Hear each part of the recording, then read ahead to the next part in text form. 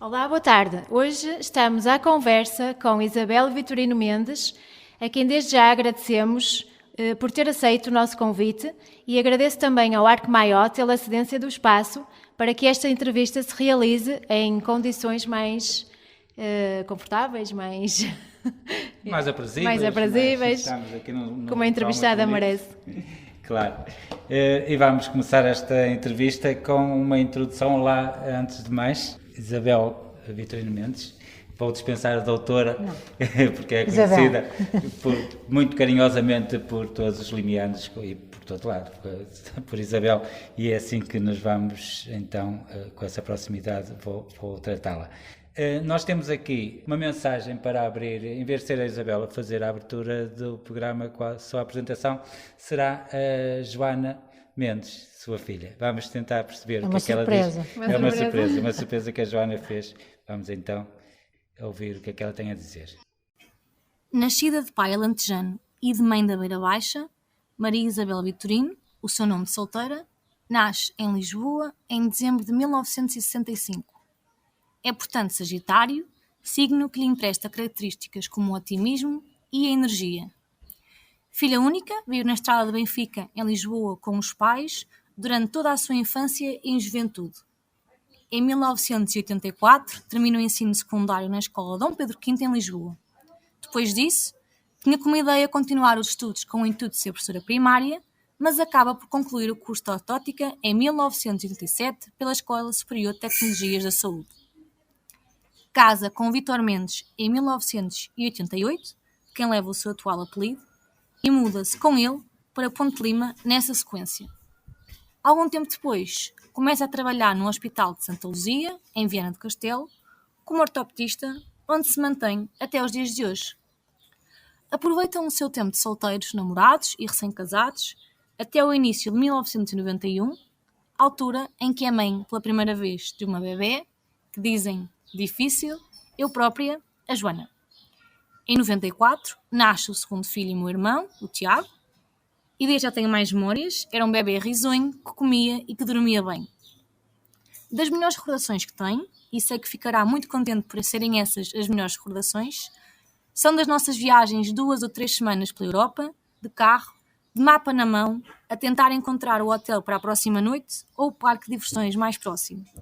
Mãe e mulher dedicada, atenta, sensível e paciente. Sobretudo, muito paciente.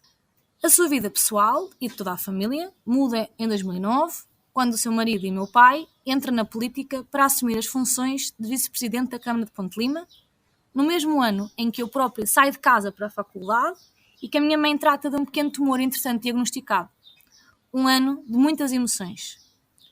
Quando também o meu irmão sai de casa 3 anos mais tarde, continuou lado a lado meu pai até o final do mandato que terminou em outubro passado, com a personalidade e o carisma que vocês já conhecem.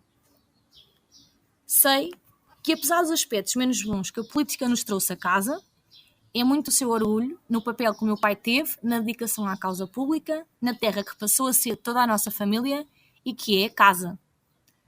Tal como é o seu orgulho nos caminhos que, enquanto filhos, fomos fazendo, com mais ou menos tropeções e mais ou menos concordâncias.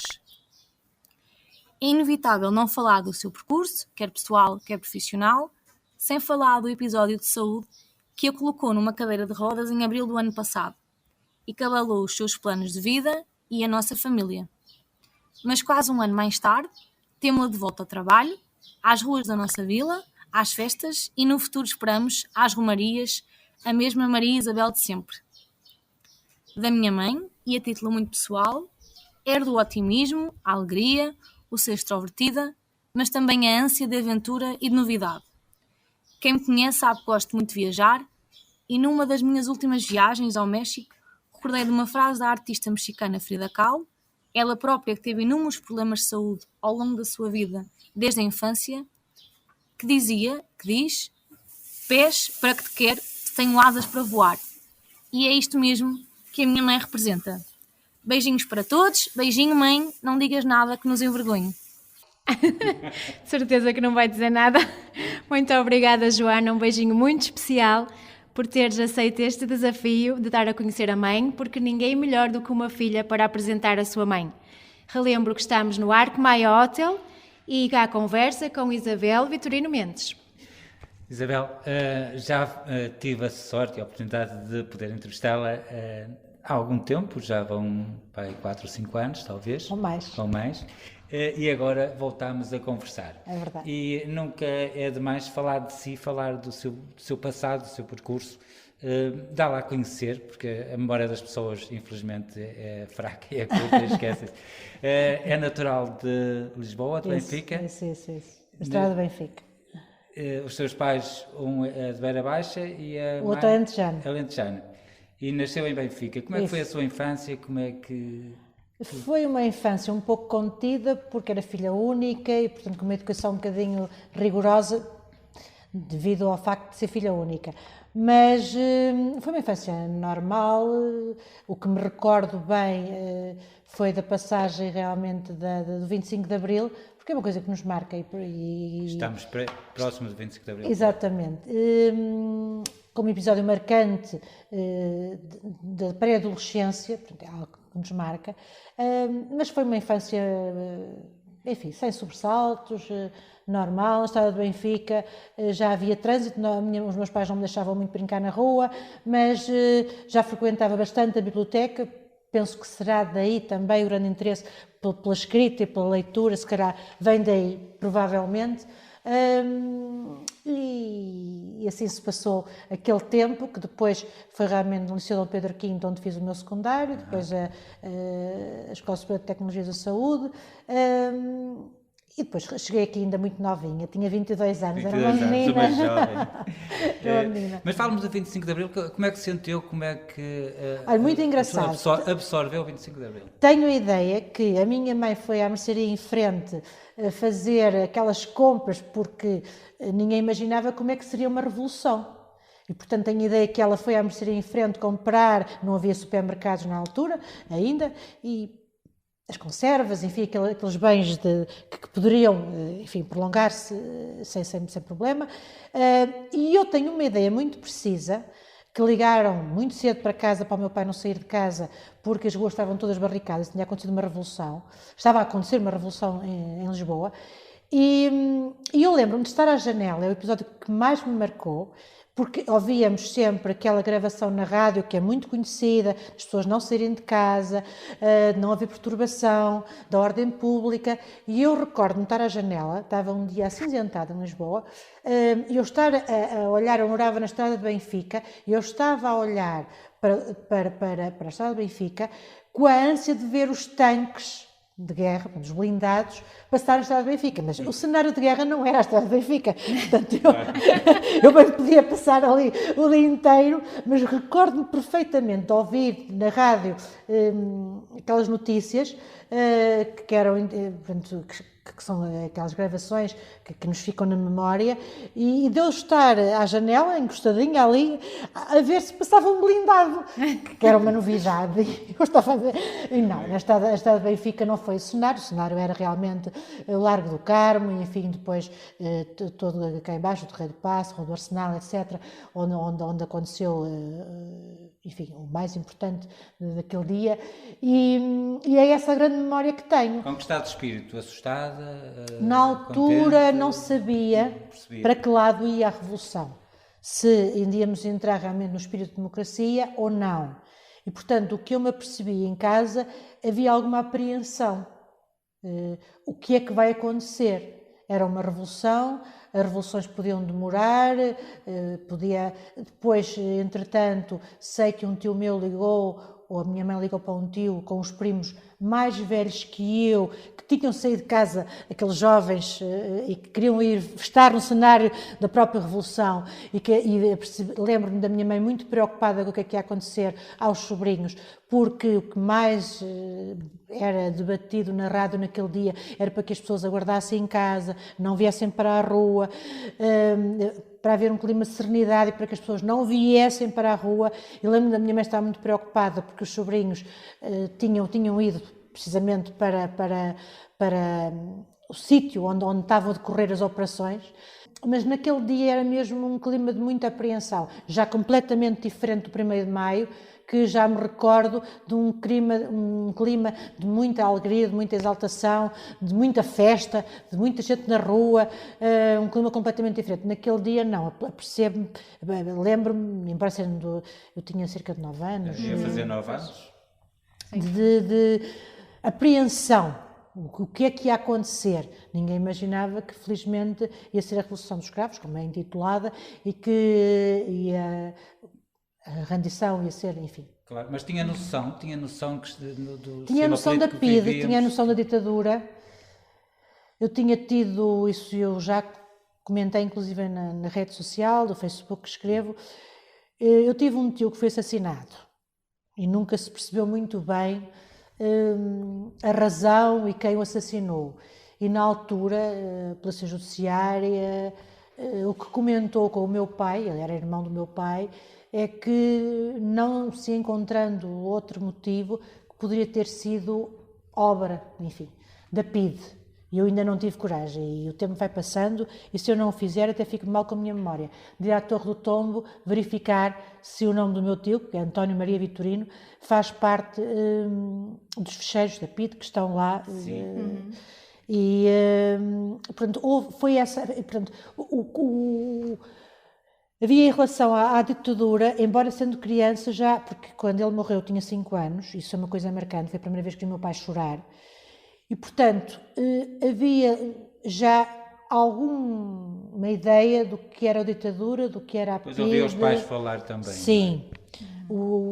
Ouvi uma coisa que me marcou muito quando o meu marido entrou na política, porque isso, as marcas de infância marcam-nos para uma vida. E o meu pai, o que mais dizia em casa era: nunca se metam na política, porque ele achava que o meu tio, irmão dele, tinha publicamente emitido alguma opinião. E daí a morte dele. E portanto o que o meu pai mais dizia era política não, política não, política não. Sim, mas ele tinha aquele estigma da opressão da altura, não é? Sim, e sobretudo porque receava, atendendo a que vivia numa ditadura, pela expressão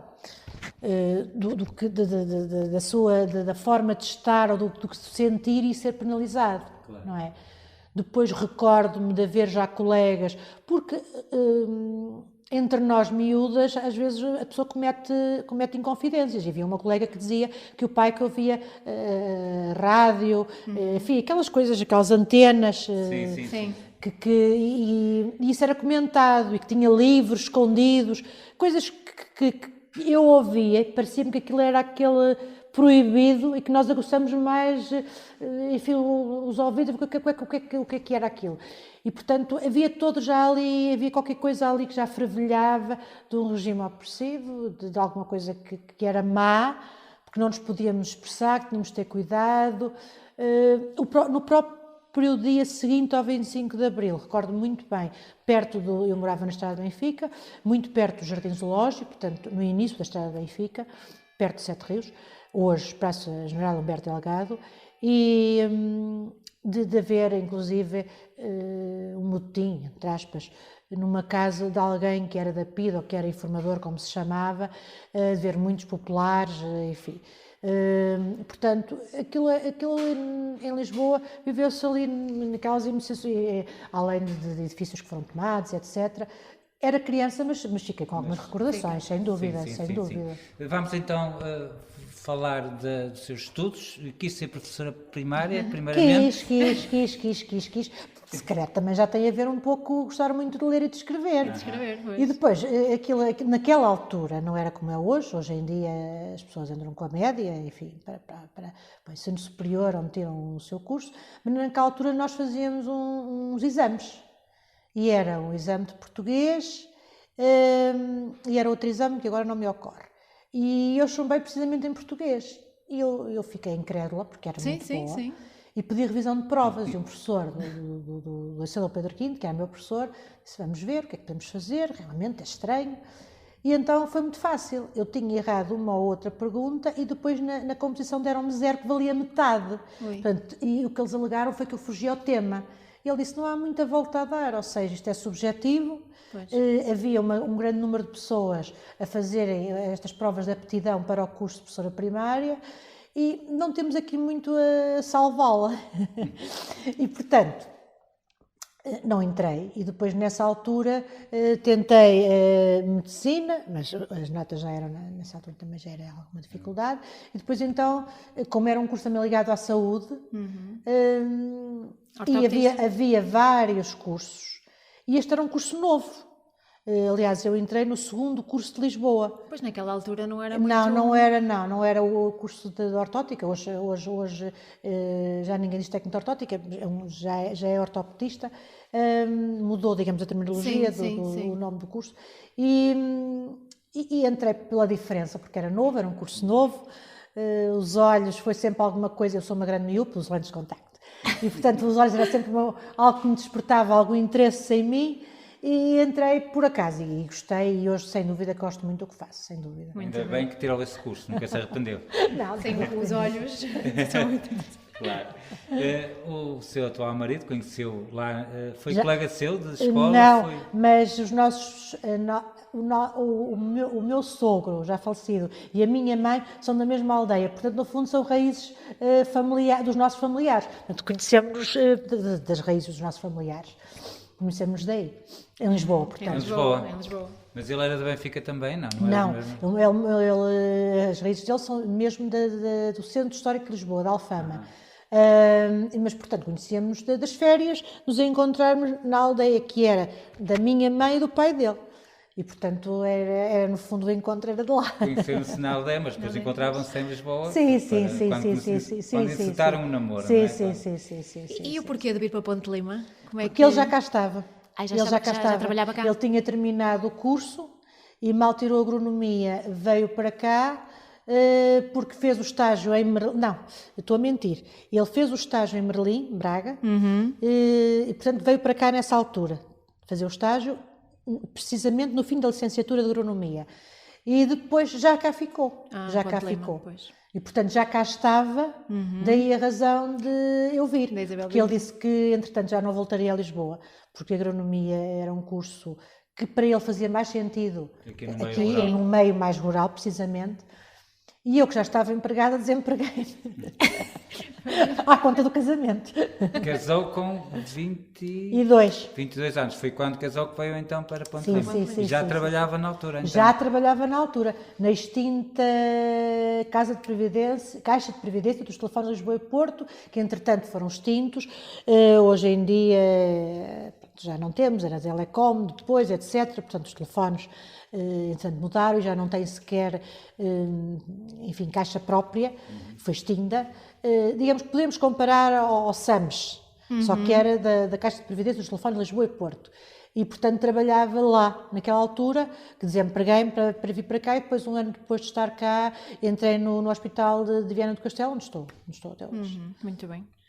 O primeiro filho foi a Joana. Exatamente. Que era... Deu um bocadinho de trabalho, foi? Foi porque ela além de chorar muito, não comia. Portanto, uma primeira filha que tem dificuldades para dormir e que depois para comer também era outro problema, foi complicado. Muito complicado. Já me dava vontade de ter o segundo. Não. Só diz que foi uma mãe paciente, não é? Paciente. Depois não havia outro remédio, é filho. Dedicado. Mas depois, como éramos ambos filhos únicos, decidimos que, apesar da experiência não ter sido muito boa, que decidimos ter o segundo filho, portanto eu tenho 3 anos de diferença, e o Tiago já foi um bebê pacífico. Já foi mais calmo. Já comia e dormia. Exatamente. Foi melhor. Falou também a Joana no pequeno tumor que teve. Sim, em 2009. Curiosamente, eu costumo dizer que há aqui um paradoxo engraçado, que foi a situação, difícil de saúde, foi no ano em que o meu marido entrou para a política como Presidente da Câmara, e o outro, a situação... Foi quando saiu. Foi quando saiu. A outra situação difícil de saúde foi precisamente quando saiu, ou seja, há aqui realmente 2009, 2021... São coincidências. Mas dá que pensar. Pois dá. Naquela altura foi tudo mais fácil, porque foi um carcinoma vesical, portanto, um tumor da bexiga, que me obrigou a fazer quimioterapia, mas a quimioterapia nos tumores de bexiga é local, logo não me caiu o cabelo, portanto, digamos que não foi uma situação como esta, que é uma situação que dá nas vistas. Pois, aquela ninguém soube. Depois eu descobri em pré-campanha eleitoral. Foi muito complicado porque eu não queria ser o centro das atenções e não queria que o meu marido, a candidatar-se pela primeira vez como Presidente da Câmara, também carregasse, digamos que, esse estigma. Portanto, só um círculo privado é que soube, e eu recordo-me que fui fazer a consulta e o médico diz-me: isto não há que esperar, vamos operar. E marcamos para dia 7 de outubro. E eu disse: não pode ser, porque as eleições do meu marido são dia 11 de outubro. E ele ficou assim a olhar para mim e disse-me: não, porque eu depois vou viajar e não sabemos o que vamos encontrar e vai ser dia 7 de outubro, está bem? E eu disse: pois... portanto, são situações também... Foi 7 de outubro. Foi dia 7 de outubro. E correu bem, claro. Sim, mas são situações que nos marcam. Porque nesse mesmo dia ele tinha a entrevista dele na rádio. A entrevista pré-eleitoral, a entrevista dos outros candidatos, com o Sá Lima, da nossa Rádio Ondas de Lima, e foi complicado, porque eu disse: bom, como é que vai ser? Vai ser um dia difícil para ti, porque eles disseram: é da casa, vai entrar no dia da operação, vai-nos prometer que está em jejum, que está cá há horas, e vai entrar no dia. Não dorme cá nesse véspera. E foi não falámos a viagem toda, portanto, a Joana já estava a estudar em Lisboa, primeiro ano de Direito. O Tiago estava connosco, mas ia para a escola. Falei com o professor dele de natação, que era a atividade que ele tinha, a explicar-lhe a situação. Mas estava aflita com o meu marido. O meu marido ia para um debate. Era também um fim de ciclo, com a saída do engenheiro Daniel Campelo. Sim, sim. E era um ato eleitoral. Os atos eleitorais têm que se respeitar. E, portanto, era uma entrevista com os outros candidatos. E eu ia ser internada para tirar um tumor maligno. E, portanto, fizemos o percurso a falar. Foi muito difícil eu despedir-me dele. Eu disse-lhe: não vais entrar no hospital, eu vou. Eu subo sozinha. E vai dar uma volta. Mas, entretanto, sem ele saber, eu tinha falado com um amigo comum para o acompanhar nesse dia, porque acho que fazia sentido, porque era um dia que ia ser complicado para ele. Era a entrevista e depois era as ações próprias da campanha. E eu recordo que nesse dia era a Ana Feitosa, porque me marcou, porque há coisas que nos marcam. Claro. E ele tinha-me prometido que no fim do debate ia estar no hospital para saber como é que a cirurgia tinha corrido e depois ia então para as ações de campanha, sim. Entre elas a Feitosa, a freguesia da Feitosa. E eu entro e recordo-me que a enfermeira olhou para mim sozinha e disse: vem sozinha. E eu disse: vem. Deixei o meu namorado ir a brincar e venho sozinha. Não lhe expliquei pormenores, mas eu não queria que ele fosse sujeito àquela emoção de me deixar. Pois. Entretanto, acordei da cirurgia, fui para o quarto e na minha ânsia procurei, ele não estava lá, estava a minha colega, e eu disse: o Vítor não está, fiquei muito preocupada. E ele disse: não. Ele mandou-me, telefonou-me a dizer que a entrevista se tinha atrasado, ou seja, tinha havido um prolongamento à entrevista. Ele tinha pedido se podia sair mais cedo e o Sá Lima tinha-lhe dito, o Pilo Sá Lima tinha-lhe dito por ele estava bem, mas um dos candidatos disse que não, e portanto a entrevista prolongou-se. E, entretanto, havia horas para serem respeitadas em termos de campanha eleitoral, e ele já não teve coragem, portanto, telefonou, a minha colega disse que não se preocupasse, que ela estava lá, e, entretanto, ele depois pediu autorização e foi-me visitar, eram 9 da noite. Já eu estava, já estava mais acordada, e lembro perfeitamente dele estar lá comigo, e pronto, e passou-se. E depois, dia 11, eu entretanto tive alta, e dia 11 já o acompanhei, aliás, dia 10 no último campanha eleitoral, eu saí nesse dia precisamente, eu saí na sexta-feira, não, estou a mentir, eu saí dia 9, porque o ato eleitoral foi dia 11, portanto dia 10 era sábado, eu saí dia 9, Ainda conseguiu. E acompanhei-o no último comício final. E depois, pronto, correu tudo normalmente, e depois eu tenho uma fotografia que me marca muito, que foi um aperto, quando soubemos que ele ganhou, e que foi uma vitória estrondosa, e aquele abraço não foi um abraço da vitória dele, pois. Foi uma vitória, foi uma emoção, foi uma emoção Aí foi uma coisa mais privada. A situação que eu tive neste momento, em 2021, foi diferente. Toda ela teve contornos diferentes. Não porque quisesse esconder em 2021, mas porque as coisas foram diferentes em 2009, a situação de saúde também foi diferente. Mas em 2009 conseguiu sempre esconder? Conseguiu? Ninguém deu por nada? Quase que ninguém. Foi muito recatada, porque depois a quimioterapia, era isso que eu estava a dizer, também foi local, portanto não me caiu o cabelo, portanto só um círculo muito restrito é que se apercebeu da situação. Mas notaram a sua ausência na campanha, por exemplo, não é? Mas foi um círculo muito restrito, muito restrito. Até porque, digamos que a campanha eleitoral, eu só o acompanhei mais no segundo e terceiro processo eleitoral. No primeiro recordo-me que não o acompanhei tanto, porque entretanto as coisas também vão mudando e nós depois também, entretanto, eu também já falei nisso. A entrada dele na política, isto ainda como vice-presidente, não foi pacífica. Sim.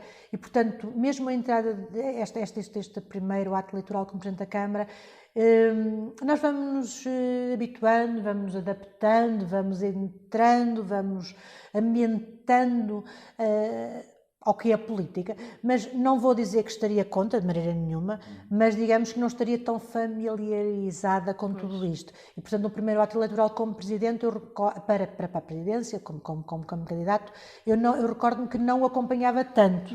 Portanto, também daí as pessoas não estranharem tanto. E, portanto, passou, digamos que assim, um bocadinho mais despercebido, sim, sem dúvida nenhuma. Pois, porque depois nós temos sempre a presença da Isabel. Pois, mas mais nos últimos atos, exato, no segundo e terceiro ato eleitoral, tive mais presente, porque, entretanto, achei que a autoestima do limiano era uma coisa importantíssima, e quando o meu marido ganha o ato eleitoral, eu assumi como inteira responsabilidade dar o meu máximo. Porque os meus filhos eram limianos e eram nascidos em Ponte Lima, são limianos de corpo e alma, com uma adoração enorme por Ponte Lima, e eu achei que, não nascida em Ponte Lima, sentia que tinha que dar o meu máximo, não queria que um dia os meus filhos olhassem para trás e tivessem vergonha, se assim se pode dizer.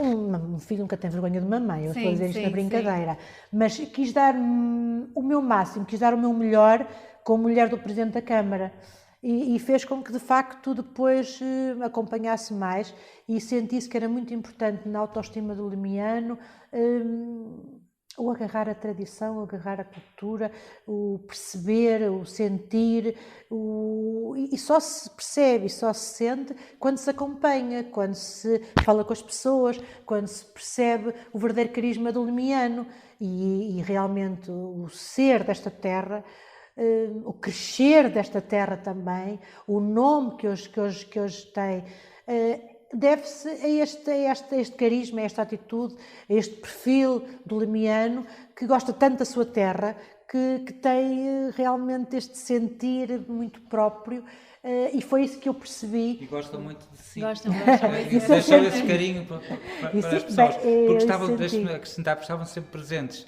Sim. Tanto em festas, festividades, ou até em funerais ou outros eventos, faziam por estar presentes, e as pessoas reconhecem isso, porque para o bem e para o mal vocês estavam lá. É verdade, pois é, isso. É verdade, mas eu também acho que o serviço público, e nomeadamente o autarca, tem que ter uma proximidade. O autarca é um político diferente do político, enfim, do governo central. Sim. O autarca só faz sentido se tiver uma proximidade junto à população. O autarca, nós já tivemos em comunidades pequenas em que os autarcas quase conhecem o nome de toda a gente. Aqui é difícil. Sim. Mas faz sentido que se esteja presente, faz sentido que se fale, faz sentido que se escute. É evidente que há aqui também outro aspecto importante. As cotas do poder feminino são recentes.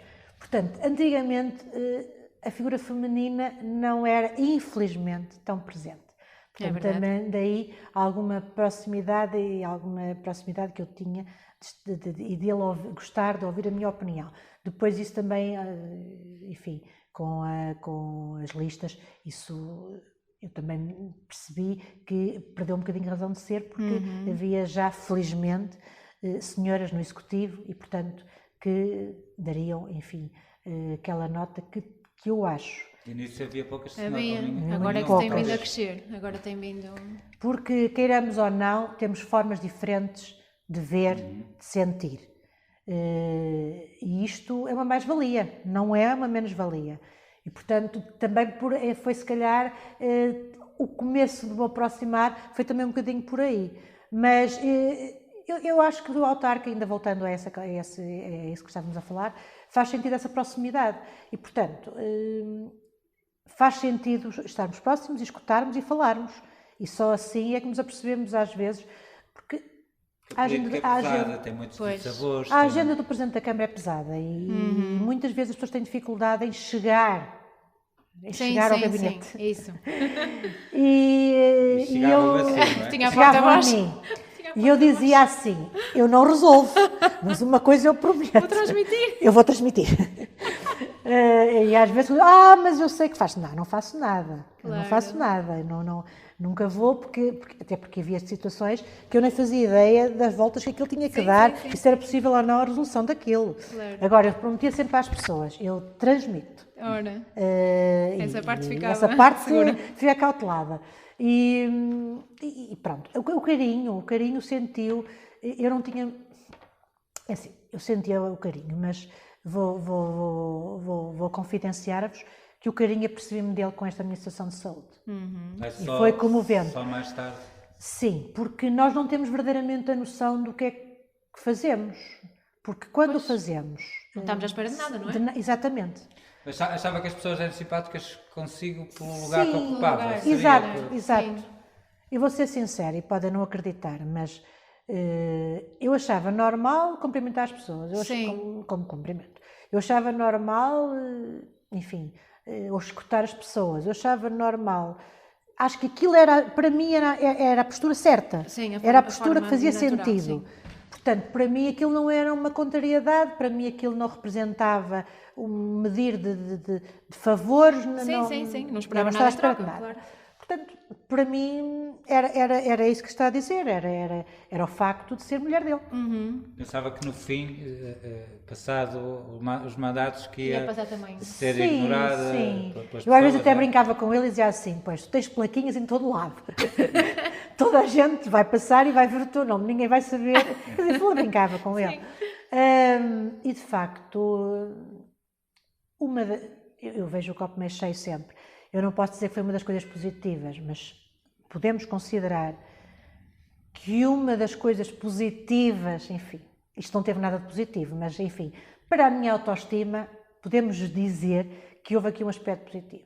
Foi o carinho tão grande que eu não consigo nem agradecer, nem transmitir-vos, nem explicar-vos do que eu recebi desde o dia 23 de Abril até hoje. Claro que hoje faz sentido de outra forma, o tempo vai passando, já vai quase um ano, e ainda bem que é assim, porque portanto, vai também quase um ano, é verdade, foi dia 23 de Abril que entrei no Santo António. Dia 22 de Abril entrei no Hospital de Viana, dia 23 de Abril entrei no Santo António. Portanto, desde essa data até hoje, foi tanto, mas tanto, que é difícil, quer agradecer, quer explicar-vos. Eu uma vez emocionei-me aos meus filhos que soubessem o carinho que o povo de Ponte Lima me dedicou, que é uma coisa que não se consegue explicar. Porque foi tanto, de tantas formas, e de pessoas anónimas, e de tanta gente, que foi mesmo muito, mexeu muito comigo. E isso é algo que não se consegue, quero deixar isso escrito, mas é algo tão difícil de expressar, porque eu todos os dias, e isso também foi muito importante para que eu encarasse as coisas como encarei, não vamos também dizer o contrário, porque todos os dias eu recebia tantas mensagens escritas, porque eu fazia por não atender chamadas, porque estando numa enfermaria internada não fazia sentido. Sim, mas o Facebook, por exemplo, foi... Sim.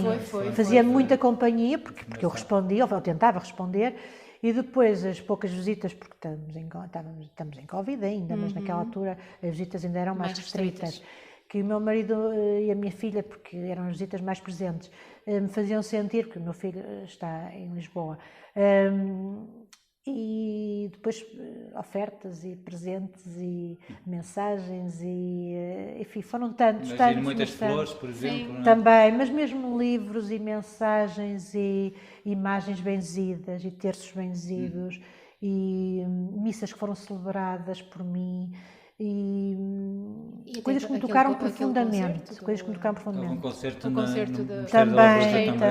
também. Lindíssimo.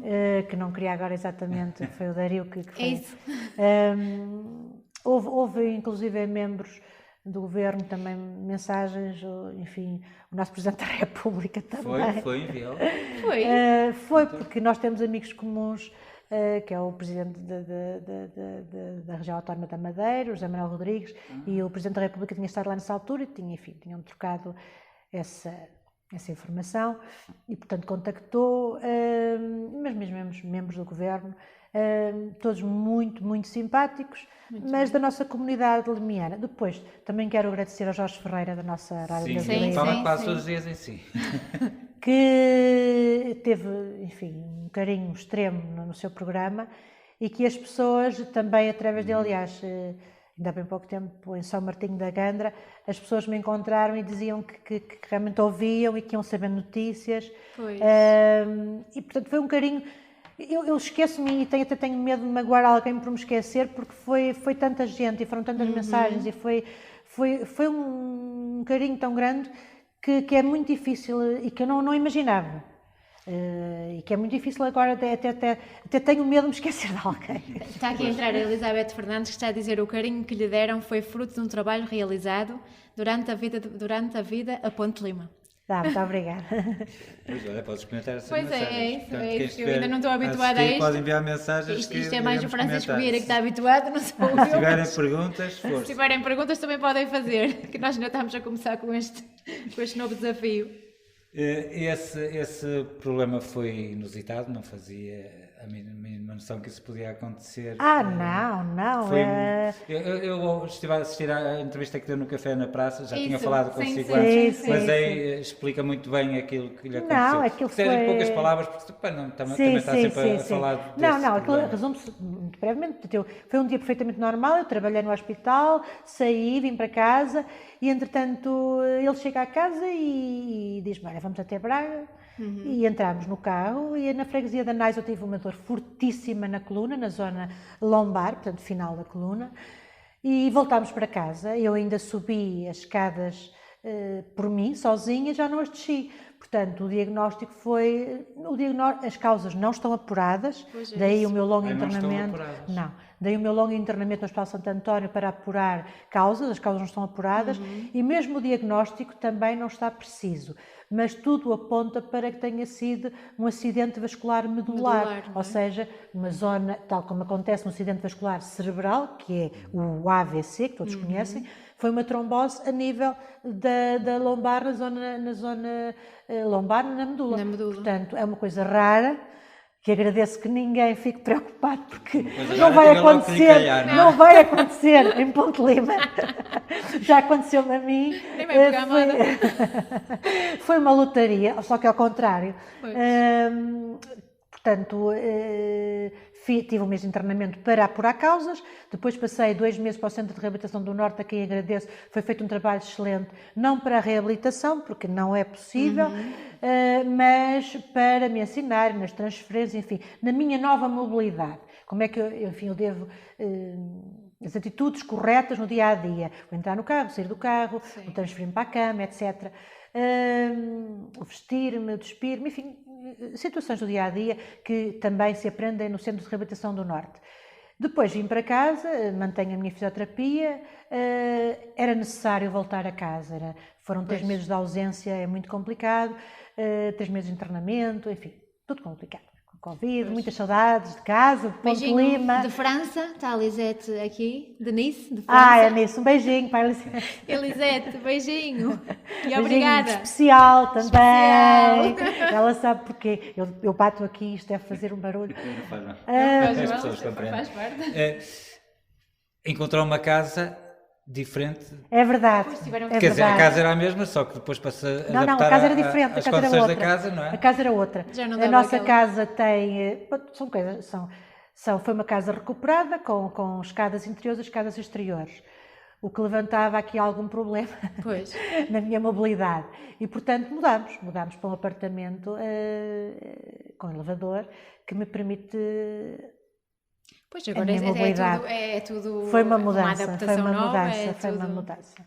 Foi uma mudança. Mas estimulou também o readaptar-se a coisas que eram simples antes, que agora estão Pois mais tem que complicadas. ser, não há volta a dar. Não há volta a dar, tem mesmo que... Não há volta a Uma dar. reaprendizagem em várias Mas vários usos e costumes. não há volta a dar, tem que ser. Pois tem A que ser. mudança é uma mudança para nós, é uma mudança para a família, mas tem que ser.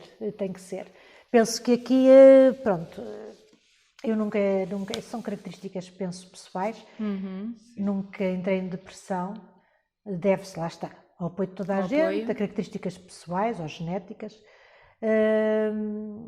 Como dizia alguém, a mochila que eu trazia, é verdade, a resiliência, Sim.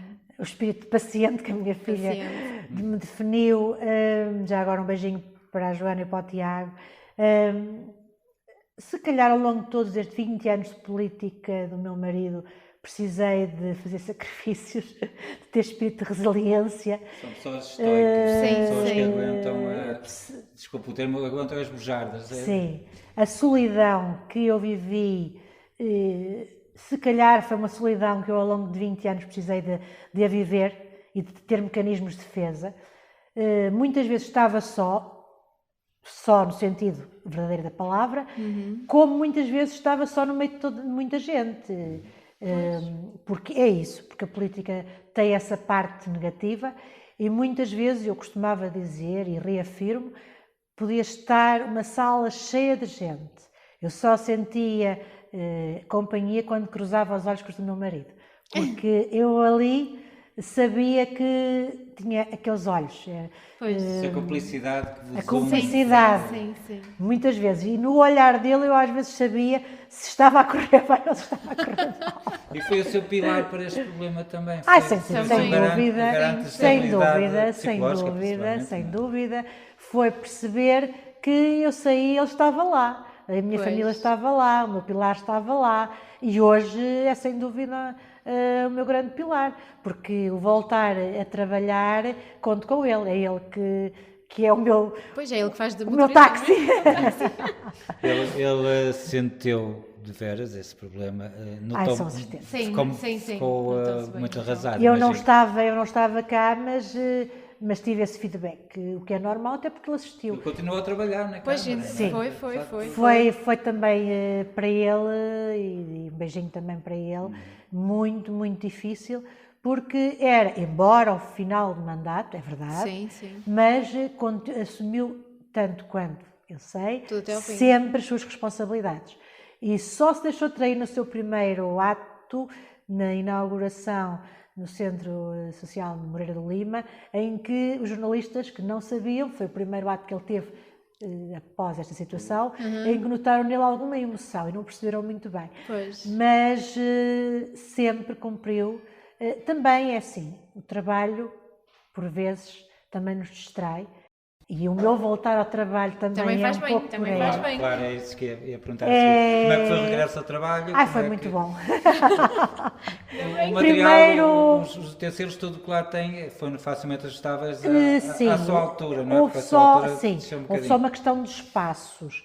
Eu ia com algum receio, porque nós, depois de ficar paraplégica com esta situação, o equilíbrio fica um pouco afetado. E, portanto, eu tinha algum receio de não conseguir executar o meu trabalho por causa disso. Mas não, está perfeito, consigo. E, portanto, felizmente, consigo fazê-lo perfeitamente, com alguns ajustes. Às vezes bato a cadeira numa mesa, numa cadeira. Mas as pessoas também foram 5 estrelas e são 5 estrelas todos os dias. E o próprio hospital, como estou lá há 33 anos, todos me conhecem e, portanto, também há sempre alguém que colabora, mesmo eu continuei a fazer a minha rotina, que é chegar e o meu café da manhã é tomado no bar do hospital. Para o bar do hospital também um beijinho, também foram sempre presentes. Depois vou almoçar ao refeitório, também pessoas 5 estrelas também compreendem e conhecem, e há sempre quem ajude, enfim. tranquilo. Conduz? Não conduzo ainda porque, sei lá, preguiça minha, Mas não se vou calhar dizer é, isso. pode ser o próximo Vou passo. dizer que é um passo de cada É vez. isso, O carro um passo está de cada adaptado, mas, portanto, eu voltei, regressei, era preciso, enfim, matar saudades de casa, dos meus, de Ponte de Lima. Eu sentia muitas saudades de Ponte de Lima, muitas saudades de Ponte de Lima. Ponte de Lima terra, Sim, claro que é sim, Ponte de Lima sim. gente, mas era Ponte de Lima terra. Eu tinha um hábito, que era regressar de Viana, e embora morasse em Moreira de Lima, eu vinha sempre à vila. Beber Era o ali um costume, cafezinho era o à costume Casa que eu- da Terra.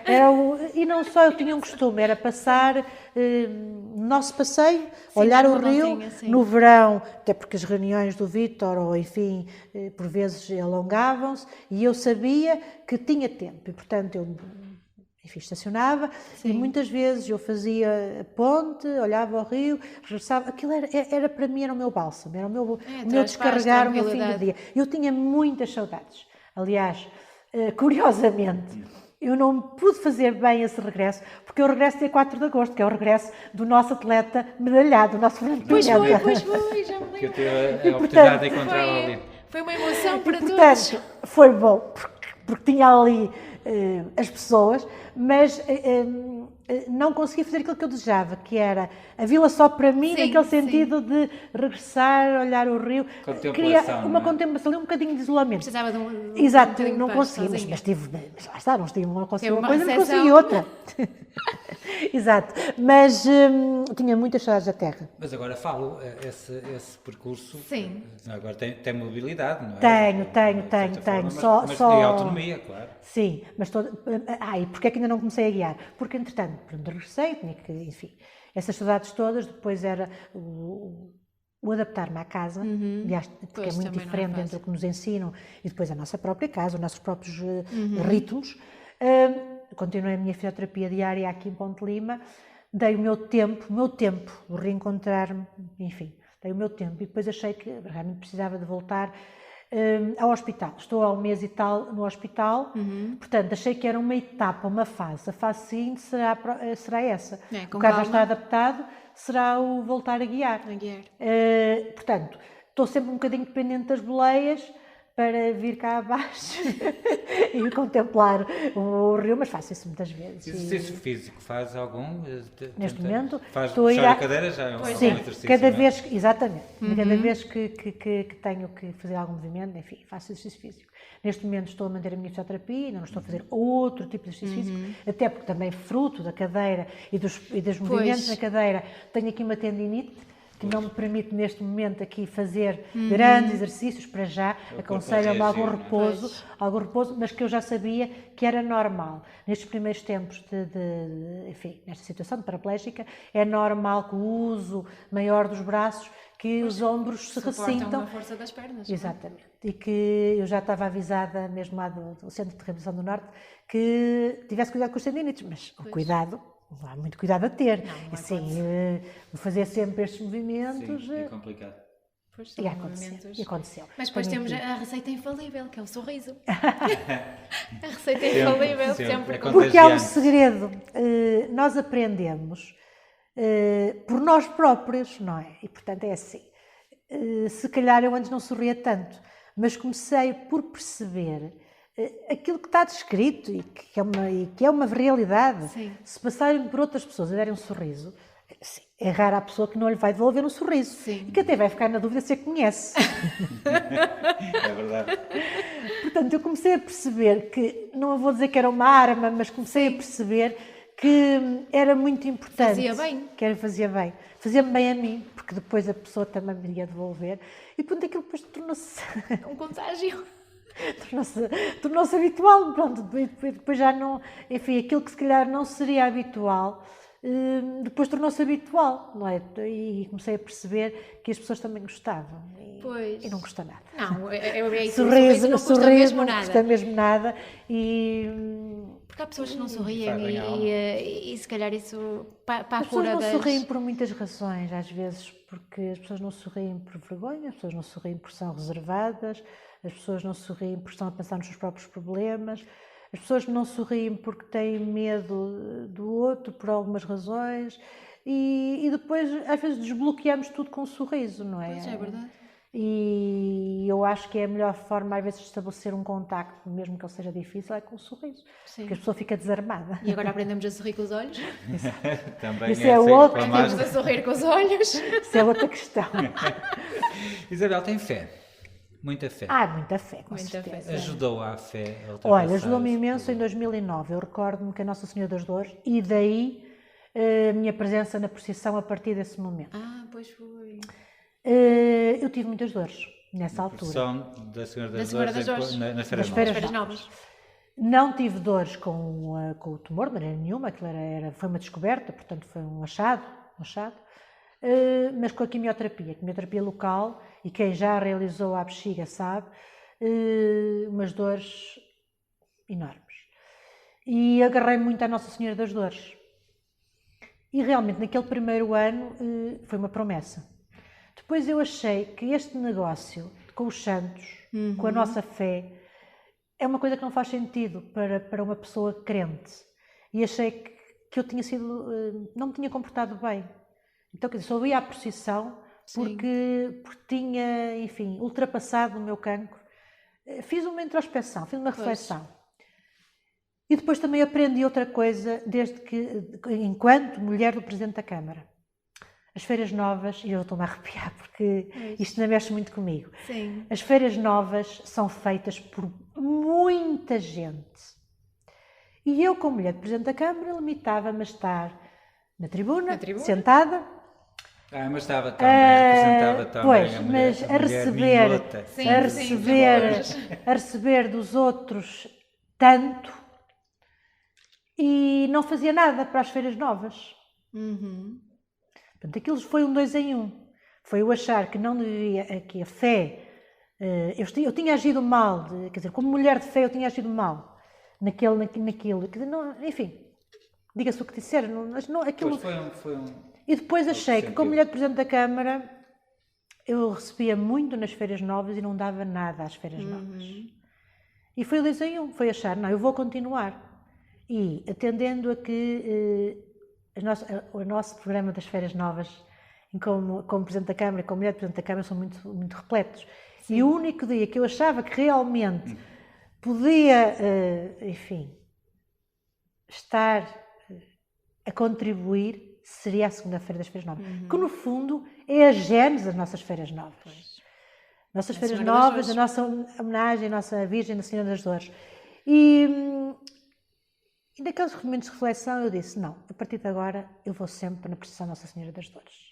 Eu vou sempre na procissão das nossas Feiras Novas. E fui sempre, já não, enfim, tive vários quadros.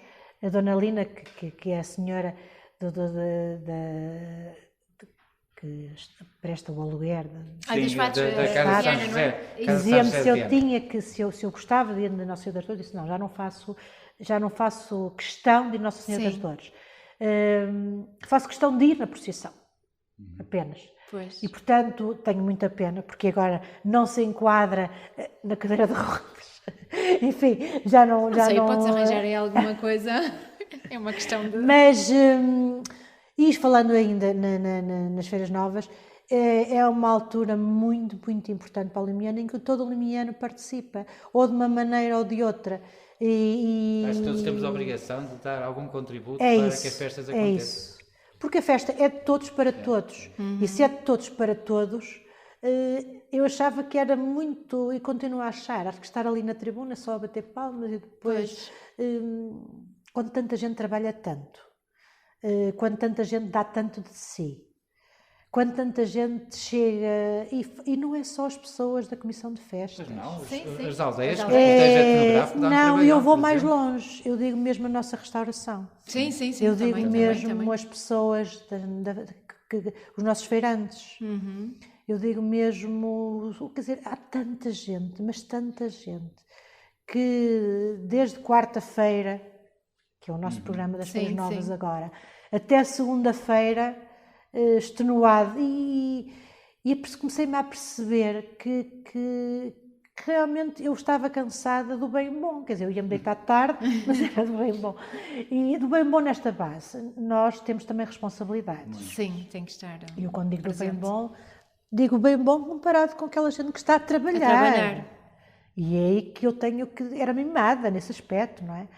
Mas, e por isso achei que aquilo era uma pequenina contribuição, o participar na procissão, porque se não houver participação, não há procissão, não é?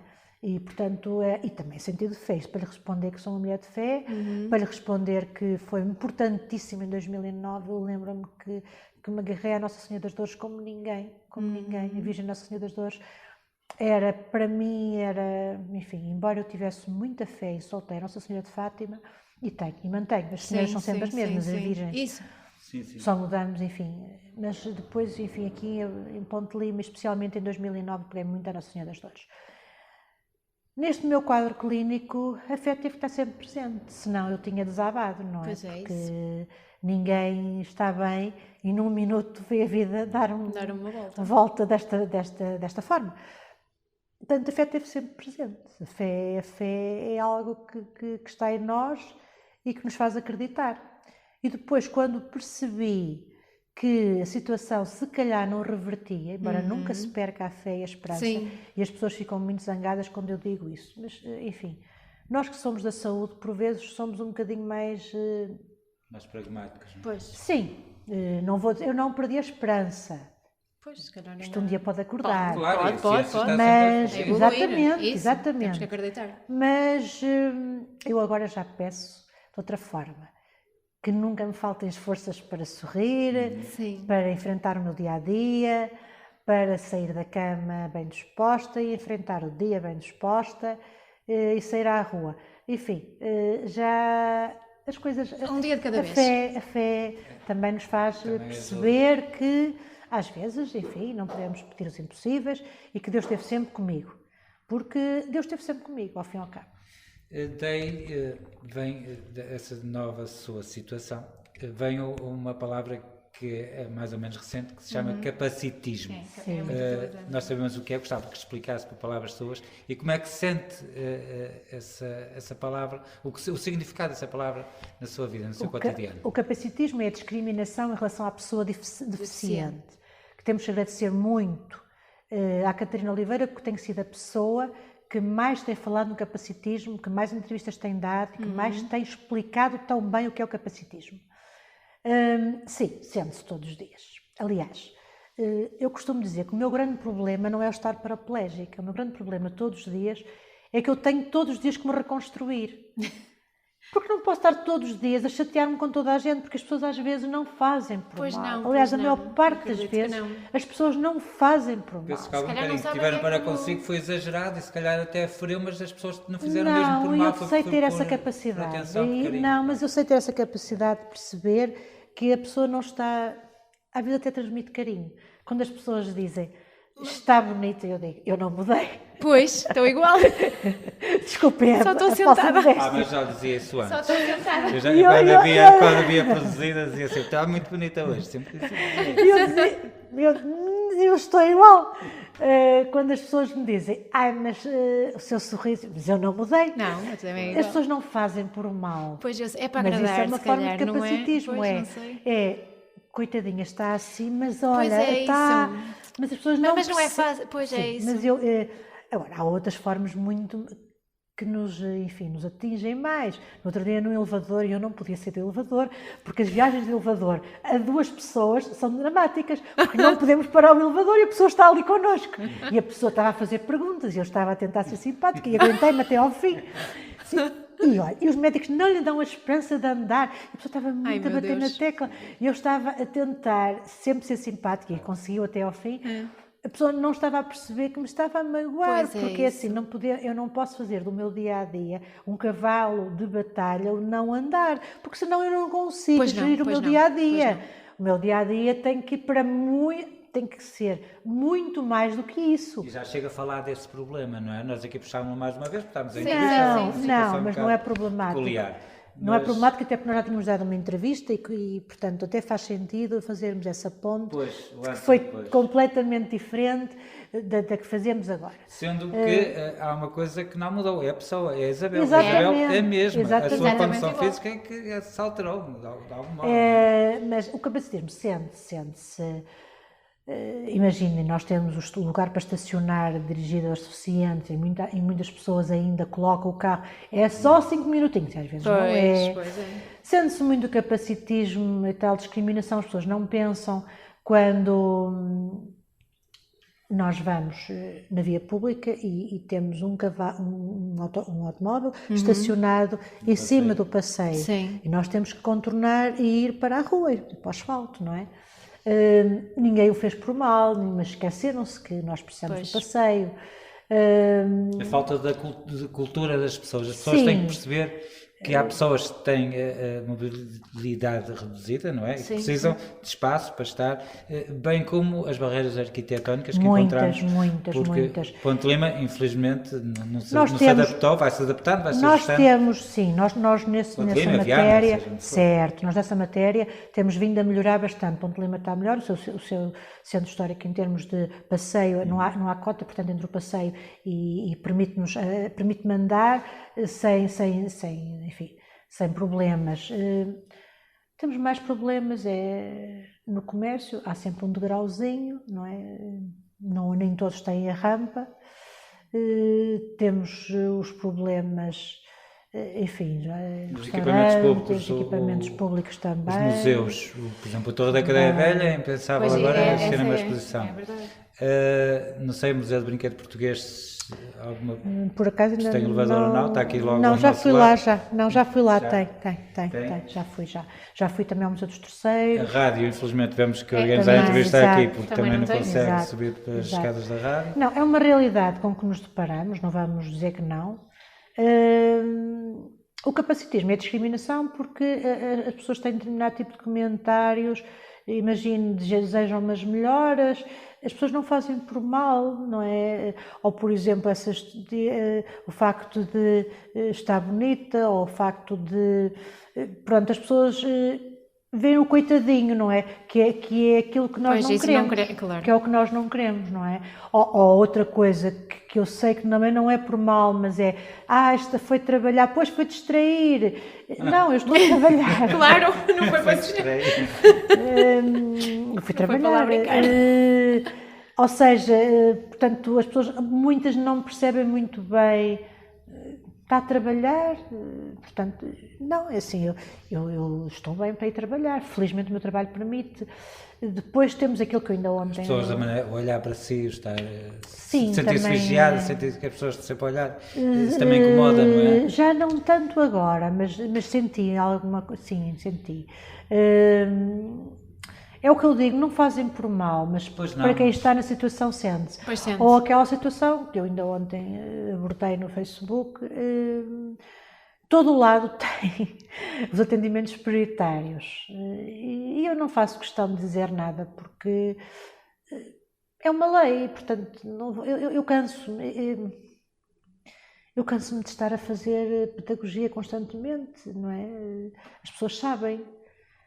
Mas não ligam, é? Estive numa unidade, não era em Ponte Lima, numa unidade no hipermercado este fim de semana, em que eu percebi que pronto, as pessoas olharam, viram e continuaram na fila e não me deram prioridade. E eu já não tinha muita pressa e agora também ainda menos pressa tenho, e eu não faço isso para cavalo de batalha e digo pronto, ok, tudo bem, eu espero. E às vezes eu própria também, mas às vezes mesmo aqui em Ponte Lima já disse às pessoas, não, estejam à vontade, eu não tenho pressa, não é por aí, mas reparo muito nisso. O problema aqui o problema das tais barreiras arquitetónicas é que é um bocado difícil de comatar, não é? Porque são edifícios antigos, são difíceis de transformar. Não, porque as pessoas têm que pensar, mesmo a nível de comércio, que onde nós não entramos é quase como dizer está proibida a deficiência, ou seja, não temos os mesmos direitos. Aqui em Ponte Lima não, mas já me aconteceu numa outra vila do Alto Minho, eu estar com sérias dificuldades em encontrar um restaurante. Onde pudesse entrar? Sim, porque eu tinha degraus, ou a largura da porta não permitia, ou tinha uma porta larga, mas estava com uma câmara frigorífica vertical que tapava um pouco da porta, mas era o suficiente para a cadeira de rodas já não entrar. E isso complica-nos um bocadinho, não é? por exemplo, ir ao estádio, ainda não fui ao estádio, mas também, enfim, tem que se ir às sedes, pedir o bilhete, enfim, há aqui alguma, embora haja lugares destinados a deficientes nos estádios de futebol, mas quando falamos consigo temos que olhar para si como uma mulher no seu todo, continua a ser a mulher que era, sim, continua a precisar de afetos, a precisar de carinho. Sim, mas Fernando, vou-lhe dizer sinceramente, e eu se calhar, e peço desculpa, porque se calhar eu antes desta situação também o fiz perante pessoas deficientes, não é fácil, e é muito difícil eu encontrar pessoas que me olham olhos nos olhos e que eu percebo que não há ali nada, ou seja, é uma reconstrução que tem que ser, se calhar, e eu pedia isso e já escrevi isso. Tem feito por isso, tem escrito no Facebook. Nas crianças, porque eu ainda no outro dia estava num café e uma criança estava a dizer à mãe que as crianças olham muito, não é? Sim, às vezes são cruéis naquilo que dizem. Não, ela estava, e a mãe foi mais cruel, porque ela estava a olhar, estava a olhar, e a mãe disse, a senhora está doentinha. E eu olhei... Isso não é. Não, quer dizer, não. É como uma pessoa que usa óculos está doente. Não, essa pessoa exato. Só tem... Hoje, por acaso, tive alguém muito simpático que disse, olha, eu uso prótese dentária. Pois, é isso. Pois também, é isso, temos que encarar dessa forma. Eu não tenho dentes também, estava a brincar comigo. Mas há muito pouca gente que olha sem esse tipo, não vou dizer de preconceito, mas sem o tal capacitismo. Mas se calhar isso é uma questão de que tem que se trabalhar com as pessoas, tem que se trabalhar. Trabalhar. Tem que se trabalhar. São muito didáticas. Há outra coisa importante, eu tenho trabalhado isso no aspecto da mobilidade e neste caso o deficiente motor. Mas e é uma coisa que eu também quero citar, quero dizer, quando tive este problema recebi imensas mensagens privadas de pessoas, sabem que eu dou a cara, porque enfim, a nível, por exemplo, de Ponte Lima sou conhecida, mas há muita gente anónima que vive verdadeiras batalhas, que são guerreiros com batalhas que não se veem, porque a minha vê-se, ai coitadinha está em cadeira de rodas, mas há imensa gente que é guerreira e que passa batalhas e que, enfim, o respectivo respeito e privacidade que essas pessoas me merecem, mas muitas mesmo, que eu não imaginava, me contaram situações da própria vida que estavam a atravessar ou que já atravessaram, que foram guerreiras, coisas duras, passaram e nem nos passa pela cabeça porque não são visíveis.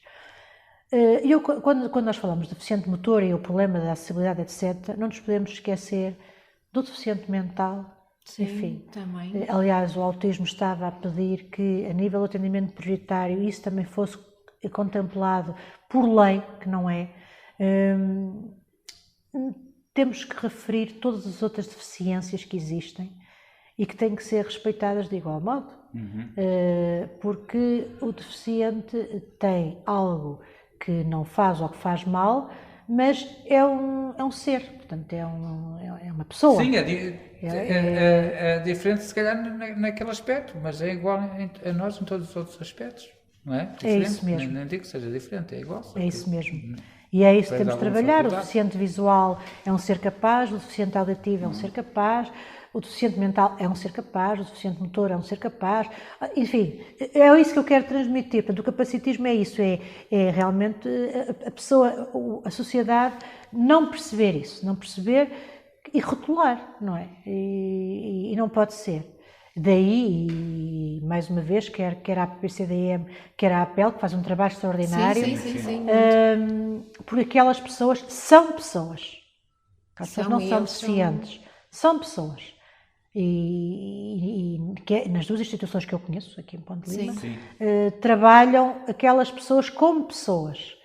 E todas elas têm uma mais-valia, uns na música, outros na cozinha, trabalhos manuais, enfim, não interessa, mas é-lhes descoberto sempre ali algo que eles sabem fazer e desenvolvem essa capacidade. E, portanto, é isso que a sociedade tem que perceber, e isso depois facilitava tanto, porque isto é uma deficiência adquirida, mas temos congénitas. E eu não imagino o sofrimento de pais com os filhos com deficiências, sejam elas de que âmbito seja, o sofrimento perante a sociedade, que a sociedade é má, que a sociedade é crítica, a sociedade põe rótulos, as crianças também põem rótulos, mas lá está, é o tal trabalho que tem que ser feito em casa, nas escolas, etc. Muito trabalho, que eu sei que é feito, de maneira nenhuma estou a pôr em causa o trabalho, quer dos educadores, quer dos professores, mas tem que ser complementado, claro está, com as famílias, mas tem que ser feito ainda mais trabalho para que depois a sociedade cresça de maneira mais saudável em todos os aspectos. Está-se a fazer, fez e continua a fazer-se um importante trabalho na área ambiental, na área da separação de doméstica, de lixo doméstico, etc., em que foram as crianças as primeiras a começar a fazer a triagem no lixo doméstico. E educaram os pais? E a dar a ensinar. Sim. Mas eu penso que este é um aspecto, o capacitismo também é algo muito importante, é o percebermos que aquela pessoa é uma pessoa. Eu acho que com isso digo tudo, não é? Claro. É um ser humano como nós. É um ser humano, exatamente. Somos preconceituosos e nem nos já percebemos disso. Agora, a discriminação existe. Preconceito disfarçado. É isso. A discriminação, em relação, por exemplo, a uma cadeira, a Secretária de Estado, como vocês sabem, é invisual, e isso foi foi politiquice à parte, acho que foi uma mais-valia, realmente, no capacitismo, ou seja, no acabar com a discriminação. Mas faz-nos realmente mais falta, portanto, a nível capas de revista, passagens de modelos, enfim, na política, nas lideranças. Não é normal a imagem É a inclusão. Sim, a inclusão, exatamente. Porque é que a pessoa não pode? A pessoa pode. A pessoa é capaz. Tem limites, pois se calhar tem, mas não há nada que não se possa, exatamente, nada que não se possa contornar. Exatamente. Numa sua publicação fala do programa de Bruno Nogueira, o Tabu, que brinca com as deficiências das pessoas. O que é que acha disso? Também brinca? Também chega a brincar com a sua situação? Ele brinca com tudo, aliás, quem tem acompanhado o programa dele brinca com tudo. Realmente, nesse programa em que ele se dedicou às deficiências, é positivo, porque foi uma pedrada no charco contra o capacitismo, foi o explicar às pessoas que, de facto, nós, que somos deficientes, enfim, temos que também brincar, porque se não brincarmos, então a situação fica mais complicada. Claro. Sim, também brinco. Costumo dizer que vai tudo sobre rodas, por exemplo. Vai tudo sobre rodas. E vai? Exato. E tem que ser. Temos que tornar a vida mais leve, não é? De certo modo é positivo. Para o pesado já chega. Claro. Exato. A Joana... Mas aqui na internet vou ter que parar isto. Não dá para o direto, ficou a meio. Voltamos. A Joana falou numa experiência de viagem pela Europa, com o mapa na mão. Como é que foi? Foram muitas viagens. Como é que foi? Porque depois sei que ainda queres visitar a Argentina, não é? Ai, gostava, mas mais difícil, porque parece-me que é um país para quem rodas, se calhar. Enfim, mas nada é impossível. Nada aliás, há pessoas que cadeiram de rodas. A sua vontade e eu agora que tenho preocupação em seguir as pessoas que viajam na minha situação, vejo que nada é impossível. Mas... Essa experiência, então, das viagens que fez, que lá devia ser interessante. Naquela altura não havia low cost, não havia internet, não havia os hotéis, enfim, agora mais acessíveis como há hoje, em que não havia GPS, hostels, GPS, etc. E, portanto, nós gostávamos de viajar e para viajarmos os 4 íamos de carro e, portanto, socorríamos dos mapas. Eu preparava a minha viagem com o mapa, ainda me lembro de medir à régua, porque para ter às vezes a verdadeira noção, porque às vezes nas escalas, enfim, olhava para as escalas e depois enfim, comprava os guias, na altura o guia Michelin, em que me apoiava para fazer as viagens, e fizemos muitas viagens na Europa, obviamente, de carro, com eles, portanto a 4, em que eram verdadeiras aventuras. Pois é só imaginar uma família em que nos perdíamos, e depois mas eram umas experiências muito engraçadas, e que o bichinho das viagens ficou cá, porque corremos muitos países de carro e são lembranças muito positivas, quer do ambiente familiar, porque eu costumava dizer que o pai estava ausente, mas naqueles 8 dias o pai estava presente 24 horas, era todos os filhos. e era muito, muito positivo mesmo. Foram momentos muito bem passados, muito momentos em bom. família, Foi com das peripécias. melhores recordações da minha vida que tenho, são essas, claro. Sim, muitas peripécias, sim. No fundo partiu uma aventura, não é? Era. Sim. Lembro-me onde de ia termos ficar. perdido, não sei se até era na Polónia, já não me recordo bem, e o meu filho começou a chorar que tinha dor de barriga, porque percebeu-se que já estávamos perdidos, e que começou-lhe a criar um mecanismo de ansiedade, e nós não estávamos a perceber, e ele só se queixava de dor de barriga, porque ele percebeu que nós estávamos perdidos, e ele começou-lhe a criar ali ansiedade. Nós depois encontrámos, e depois ele desapareceu as dores de barriga, e eu achei estranho. E depois percebemos que as dores de barriga não eram mais que um mecanismo de ansiedade, porque nós estávamos ali perdidos. E até chegarmos ao hotel, o problema não era visitarmos a cidade, era darmos com o hotel, portanto encontrarmos a rua, isso às vezes era mais complicado. Pois é, dominar a língua para perguntar Também, não era fácil, Também não é? havia sítios complicados, houve em Inglaterra, recordo-me que já tinha morrido a Diana e que eu queria ver o túmulo da Diana. O meu inglês não é o melhor, não é? E então eu perguntei no meu inglês, que é péssimo, não é o melhor, acho que é até estar a ser muito benevolente, é péssimo. Sim, mas dá para desenrascar, não é? Exato. Os meus filhos eram pequenos e, portanto, eles ainda não falavam, penso eu que ainda não falavam inglês, e eu saí do carro e perguntei onde é que era a localidade.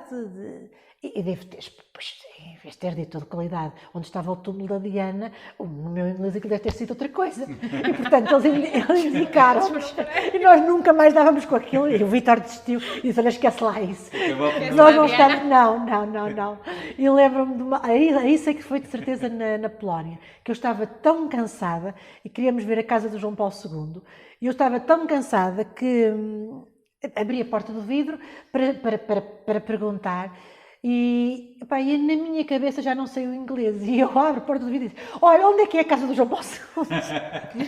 E de repente eles estavam-se todos a rir à gargalhada, que eu estava tão cansada que aquilo já não me saiu o inglês, já saiu em português. E vi montes de histórias engraçadas. Lembro-me na Croácia, o nosso carro meter água, e ficámos, já foi a única vez que o nosso carro nos deixou ficar mal, e ficou depois em Pádua, ainda o trouxemos até Pádua, e depois já tivemos que alugar um carro e ele vir. Mas pronto, assim, foi muito engraçado. Muito bom. A Joana tem aqui uma coisa que eu achei interessante, que ela diz que ficou com esse bichinho também das viagens. E é verdade.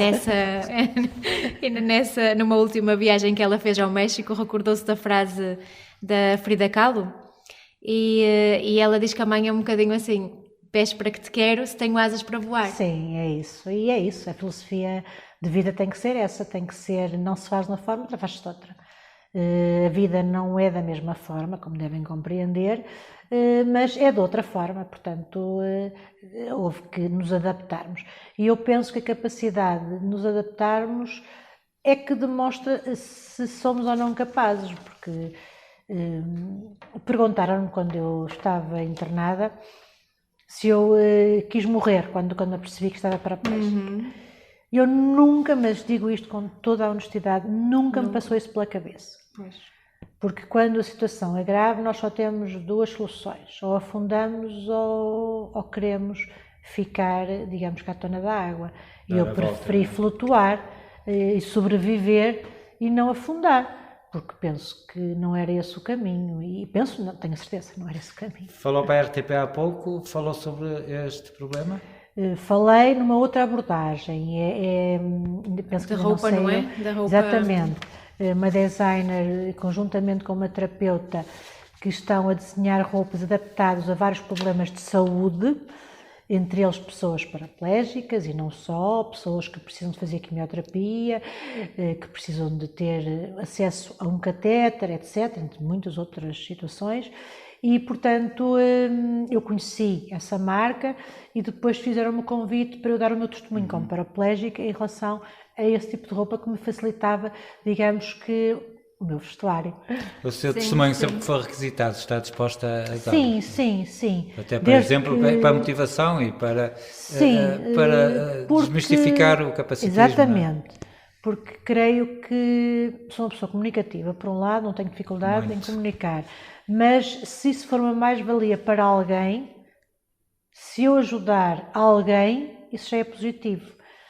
É muito. E também me ajuda a mim, Claro. porque há sempre um trocar e o receber, é quase como um sorriso. Quando Quando fala para alguém é porque alguém está a ouvir, está a escutar, exatamente, está a quando depreender quando aquilo falei que para a RTP, não foi a questão de falar para a RTP, foi a questão de falar naquelas duas jovens que estavam a iniciar uma marca de roupa, e portanto há sempre ali um trocar de um ganhar e um receber, ou seja, era uma marca de roupa nova e havia interesse em expô-la e em ver pessoas em que não têm problemas em expor e em explicar. E foi nesse sentido que dei a cara, e dou sem problema nenhum. Muito bem. Escrever, na última entrevista falámos em escrever quando é que estava para sair o livro. É verdade. Escreve muito e escreve bem, Isabel. Agora Escreve muito e escreve bem. Eu gosto muito de ler os seus artigos, que já se podem chamar artigos. São reflexões, são pensamentos, são desabafos, mas que escreve e plasma muito bem aquilo que quer dizer com uma literatura já quase literária, já o consegue, já o faz, não é? Quando o livro, então? Pois, naquela altura em que falámos, e até falámos nisso, naquela outra entrevista, eu como gosto muito de ler, tenho muito respeito pelos escritores, eu já disse isso. E nessa altura eu achei que não fazia sentido escrever um livro. Porque achei que era uma falta de respeito, digamos que aquilo no fundo o que eu escrevia eram pensamentos. Agora, com esta minha questão de que se passou, comecei a perceber já outra forma, já seria, digamos, os meus desabafos já podiam ter um objetivo construtivo para quem o fosse ler. É uma influenciadora, já consegue Exatamente. influenciar. Não é? E, portanto, pedi o apoio de duas limianas, não vou dizer o nome porque não lhes pedi autorização para falar o nome delas, Sim, portanto não. vamos mantê-las neste momento anónimas só por aí, porque respeito realmente as pessoas. Pedi o apoio de duas limianas, portanto o livro só não está cá fora, não vou dizer por preguiça minha, porque eu não sou preguiçosa, mas porque ainda não surgiu a oportunidade, portanto os textos estão escolhidos, é uma questão... O livro está escrito, é? Exatamente, o livro não poderia sair com aquela dimensão. Pois. Por vários motivos, não fazia sentido, por uma questão dispendiosa, etc. Sim. E até porque eu também gostava de incluir fotografias, e portanto, trata-se agora de eu me concentrar um bocadinho, fazer uma seleção de textos e depois perceber o caminho a seguir com esses textos. É um livro autobiográfico? É, exatamente. Sim, ou seja, como a minha vida neste momento tem sido um bocadinho por etapas, ou seja, foi eu voltar a casa, foi eu fazer a fisioterapia, foi eu voltar ao trabalho, agora tenho como a outra etapa o conduzir, portanto, isto tem sido um bocadinho, e como tudo isto me cansa muito mais, portanto, eu chego de Viana muito mais cansada, eu faço uma tarefa e fico mais cansada, uma coisa que eu não referi, mas os paraplégicos, mas eu na situação de doença que eu tive, nós temos doenças que é para a vida toda, são doenças chamadas as dores neurogénicas, ou seja, que é uma dores ligadas ao sistema nervoso, e portanto tenho dores, temos uma medicação, um analgésico, portanto não o fiz porque como tenho que fazer as coisas por etapa, de maneira que não me cansar tanto, não o fiz, não vou dizer que é por preguiça, mas porque ainda não foi a etapa certa, mas no fundo está pensado, exatamente, mas está pensado, sim, se calhar podia ter feito enquanto estive em casa, me fui trabalhar, mas naquela altura eu também queria absorver, enfim, o estar em casa, ou estar em Ponte Lima, ou estar com os lamianos, ou estar com a minha família, havia muitas coisas a absorver e esse trabalho existe também ali. Deve ter reflexões interessantes o livro. Sim, certeza. Estou curioso para o ler porque deve ter... Sim, são reflexões que vocês conhecem, portanto sou eu, no fundo sou eu, não é? Mas eu também acho que era perdido não fazê-lo. Só que ficará escrito, pronto. É isso. E depois porque também, com isto tudo que se passou e com o sentimento que eu recebi por parte, especialmente dos limianos, tenho que dizer a verdade, de toda a gente, mas os limianos foram especiais. achei que lhes devia isso, porque muitas pessoas realmente falavam nisso, e achei que lhes devia isso, é o tal trocar e receber. Eu aguardo ansiosamente, portanto. O nosso tempo passou, Isabel. Vamos fechar. Isabel tem algo para dizer? Há uma frase que encontramos lá no Facebook que a Isabel diz que amar a vida como ela se apresenta. Então, a certa altura, percebemos que o mais importante não é perceber se a vida é bela ou trágica, mas saber se estamos dispostos a amá-la como ela se apresenta. Isso é para uma mensagem final da sua parte. E obrigado por estar aqui Muito a conversar obrigada. connosco. A minha mensagem final é sempre ser positivo em todas as situações que a vida nos apresenta. Portanto, isto foi um obstáculo, não vamos dizer o contrário, e a mensagem é mesmo essa, é perante os obstáculos saber, das duas uma, ou vamos ultrapassá-lo, como é que é dizer, temos uma barreira, vamos ultrapassar por cima, se for possível. Se não for possível, vamos contornar a barreira.